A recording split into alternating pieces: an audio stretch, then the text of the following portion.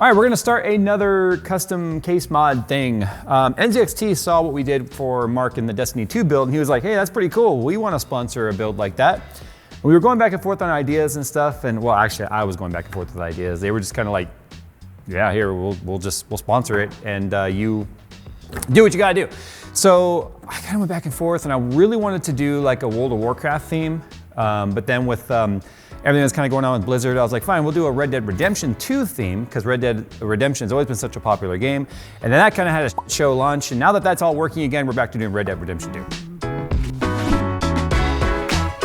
Today's video is sponsored by Corsair and the new Virtuoso gaming headset. Connect wirelessly for high fidelity, ultra low latency audio with an exceptional 60-foot range with hyper-fast slipstream Corsair wireless technology. Uncompromising sound quality and immersive 7.1 surround sound is achieved through a matched pair of precisely tuned 50mm high-density neodymium speaker drivers that deliver a frequency range of 20 Hz to 40,000 Hz. Premium memory foam ear pads and pillow soft headband allow the Virtuoso gaming headset to fit cool and comfortable for long gaming sessions, while the premium build quality ensure maximum durability for a long life. To see the full feature list of the Virtuoso gaming headset from Corsair, click the link in the description below. So here's an overview of some of the parts we're gonna use. I said I wanted to use this ROG Crosshair 8 impact board. This is the one that's basically an ITX, but it's a little bit longer ITX. It's like a bigger ITX, yeah, DTX. So we're gonna be using this board because I also said I wanted to use the 3950X in a build, and so that's what we're gonna be putting in here. 16 cores, 32 threads. It's pretty monstrous for a mainstream CPU. Now, I'm not sure if I'm gonna be able to use this memory yet. G-Skill sent this to us a while ago, and one of the things with this motherboard, if you look at it, it's got 2 DIMM slots. I don't really wanna limit it to 16 gigabytes, so I wanna run 32, which means I need 2 16 gigabyte slots, or DIMMs. Well, I don't have 2 16 gigabyte DIMMs. I have 2 32 gigabyte DIMMs to make a total of 64 gigabytes. The problem is every single motherboard I've tried to use these with has just like, nope, no memory present. And it's like, I update BIOS and stuff and it still doesn't show up. So I don't know if it's a problem with this memory or if it's a problem with boards not recognizing this particular capacity. I have the Revolt Pro here for a power supply for 1000 watt, 80 plus gold. I'm not sure if I'm gonna use this power supply yet, but this is kind of not really a priority right now. The power supply we can figure out later. I will get custom cables made from Cable Mod because they are my cable sponsor. And we're gonna be cramming all of this. Oh, and for a graphics card, I'm thinking I'll probably just go ahead and use, nope, not my 2080 Super, because apparently I gave that to someone, probably Mark. Well, exactly. We'll figure all that out later. But the NZXT part here is coming from their case. In fact, I might even end up using one of their 1000 watt power supplies. I think we have one at the other studio. So here is the H210i. This thing is going to get mutilated. And I basically told them, I was like, you know, when we're done with this, it's not gonna look like an H210, but we're gonna be using the guts of it and like the frame and all that. And they were like, that's fine. Now, unlike the last video we did with the whole Destiny 2 theme that we did for Mark, we kind of did like 3 days into one video. We shot that over a weekend, so we were really able to kind of do that. But I have a feeling this one might take more than 3 days. So Red Dead Redemption 2, Jay, how are you gonna do that? I kind of had a thought of like doing like a diorama of like a saloon PC, but I was like, that's not gonna be very portable. So I thought, well, you know, one of the first missions you do in Red Dead Redemption 2, with the exception of just trying to get out of the mountain, because you're all freezing to death when you start the game, spoiler alert. If you haven't played the first 5 minutes, that's kind of on you, I guess. But the first like actual mission is the train heist, and that starts with a botched TNT dynamite explosion, or explosion lack thereof. So I figured, why not do a dynamite box? I thought, why don't I take this box and then turn this into my chassis? So one of the reasons why we're using the H210i is the fact that I'm pretty sure it'll fit in here. So as you can see, I've already done some of the aging techniques, kind of playing around with this. I'll show you how we're gonna achieve this and what it's gonna look like when it's done. I'm not gonna just be like, done, case modded. I'm gonna disassemble this. I'm gonna probably drill out the rivets and stuff and mount it in there. But what this also gives us, as you can see, it's gonna give us more room for actual like bigger radiators and stuff in here. I haven't decided if I'm gonna do a water-cooled graphics card or not yet. A lot of the work we're gonna be doing is gonna be to this. And then we'll do the teardown of this today. Look, I'm a nerd, okay? I don't really watch TV.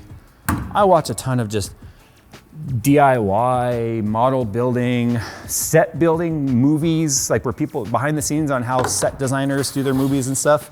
So this Benzomatic Map Pro is MAP gas. Benzomatic? We have these because we use them in liquid nitrogen stuff. But I also know for a fact that there's like a big gas torch that you can use for an aging technique or a burning technique on like wood fences and stuff to make it look kind of old. I thought that would probably work perfectly on this. So it kind of does. So let me sort of show you. We've got a knot right here, right? And what happens when you burn the wood, the knots and the grain show up first when you burn it.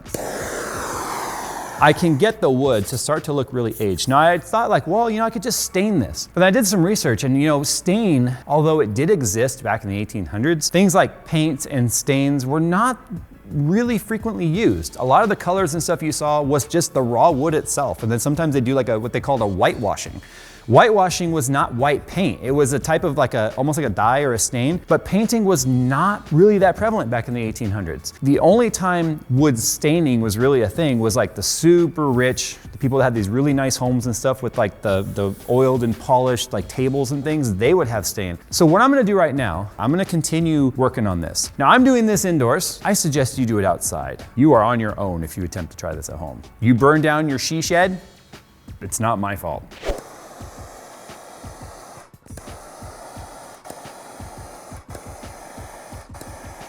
We do have fire extinguishers. There's one right there. It does have pressure. It is in the green. I already checked.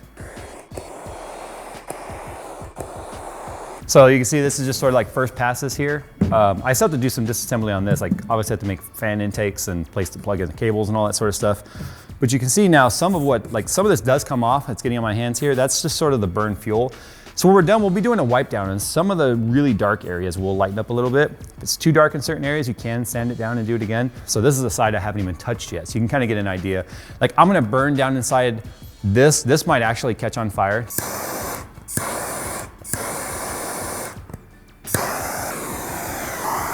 So that's what it looks like on the inside there without being touched, a nice bare pine. And then this is what the outside looks like. So I've got to go through and kind of wipe it down now because you see if you touch the black parts, you get soot all over you. So I'm just going to sort of soak it because we're going to move on to something else now.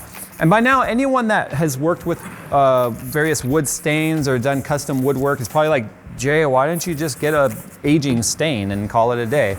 Well, because I think a lot of people have hopefully learned by now, especially when what I showed with the Destiny 2 theme, look at all that's coming off.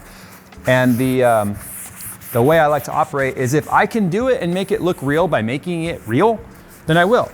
Like I said, I did research because I was like, man, people just gonna be like, looked at the box, caught fire, and then they put it out. But you know what's funny? If you look at like the old Wild West in Texas and New Mexico and Arizona and all that, a lot of the wood literally did char in the sun. A lot of the way wood is protected and sealed and stuff today, it doesn't do that because it's protected from it. But sitting in that desert sun would legitimately char it.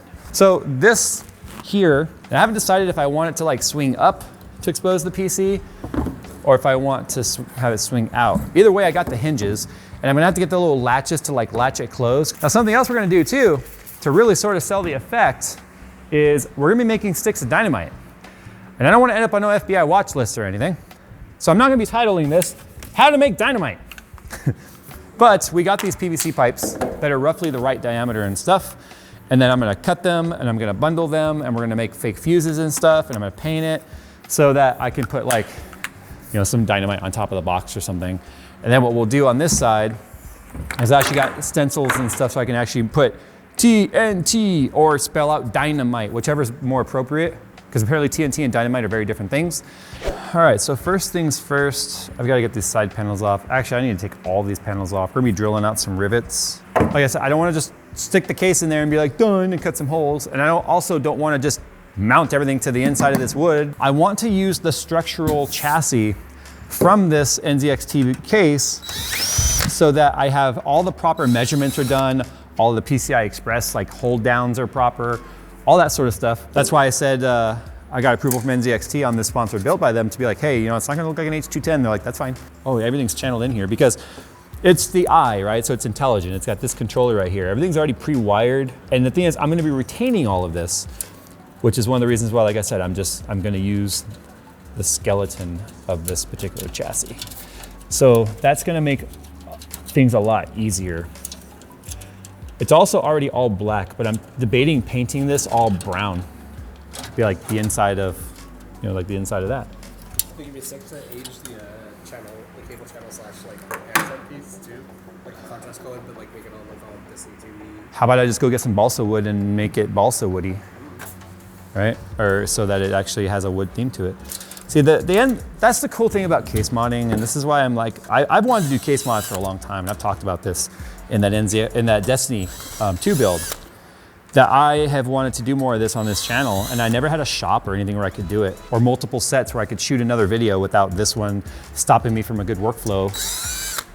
So I can do these sorts of projects now, and I'm really excited. So what makes the NZXT I series, like this being a 210i, is, or intelligent, is this right here. So this has a 3-fan header controller, and then it also has, you know, power, so that you can distribute power to the fans without having to worry about pulling too much fan, you know, header power.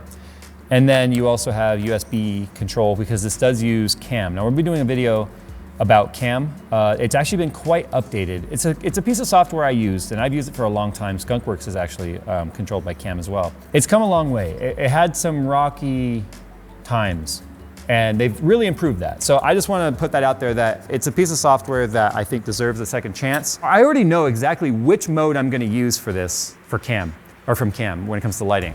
There's a candle flicker mode where I can make all the LEDs in there like dark orangey red and kind of like a flickery color, which I think will just look super dope. So I already know exactly what mode I'm gonna be using.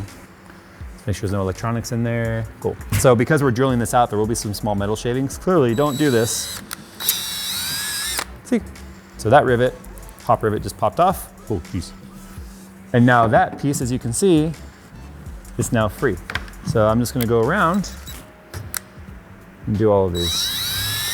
But I want to theme inside here as well. So this is pretty cool. So this is the included LED light bar that's inside the I-Series cases. So this connects to that controller, which I already showed you, but then it also has a pigtail off of it, so you can add more lighting to it. So you can add more of the NZXT strips. So that's one of the reasons why I chose this particular chassis, not just because NZXT was sponsoring it, which I'm truly grateful for, but the features obviously make things a lot easier. It's gonna keep the cable management a lot tidier, and it's gonna keep Jay a lot happier. And there's the top piece. So I'm gonna hang on to these parts, because now for future builds or any custom stuff, I don't know if this might come in handy for something. So I technically don't even need to use these, but I could use these as a mounting brackets and stuff. Almost kit bashing in a way, I guess. Huh, Phil? Phil loves kit bashing. He loves watching Adam Savage and stuff do his things. But you can see this taking shape now, right? Like quite literally. What I need to do is I need to find a way to mount it down to the bottom, because I also have to be able to, this back wall here is also gonna have to swing open and close, because otherwise I have no way to get to the back of the PC. So I just ended up using some of the hard drive standoff. And so those are perfect, because they got this nice flat head on there that's big like that, which means they won't pull through on accident. So now I just gotta get the other ones marked up and get them down, and then the chassis will mount in the bottom. Awesome. So like I said, we're gonna have to make a run to the hardware store. Probably won't happen in this video, but the reason for that also is we need to get like mesh material, because if fans are gonna go here, I need mesh. Otherwise, fans don't blow through solid stuff very well. We're gonna also need it for the top, because I'm gonna have a 360 right up here on the top, because it will be water cooled, whether it's gonna be AIO or custom loop, I haven't decided yet. I'm trying to get it to like back out, because the whole case is kind of in there like lifted in the back right now. So even though it's like, I can't see in there. It's all a matter of leverage. Oh, I broke that one off.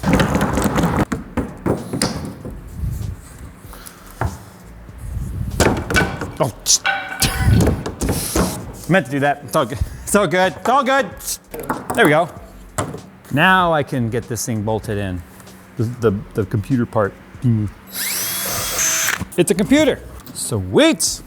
So then the idea is like, oh, I need to access the back part of the computer. Clip, clip.